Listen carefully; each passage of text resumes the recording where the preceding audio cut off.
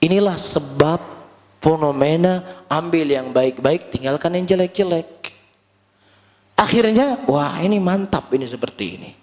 Nggak jumut, nggak kaku. Pokoknya fleksibel, kan Islam itu fleksibel, universal.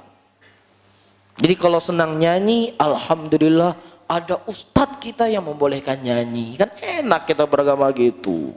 Nggak satu grup, kan gitu. Nggak satu kelompok. Jadi lagu itu seperti omong. Kalau dia baik, ya baik dia. Kalau dia jelek, ya jelek dia.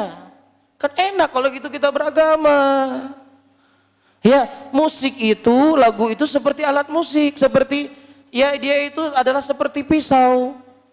Ya kalau pisau digunakan kepada yang baik, ya baik dia. Kalau digunakan yang jelek, ya jelek dia. Ini baru Ustadz, inilah Islam yang rahmatan lil alamin.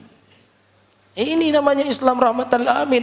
Jadi semua keinginan kita ada pendapat. Makanya jangan mengambil ilmu dari satu kelompok saja.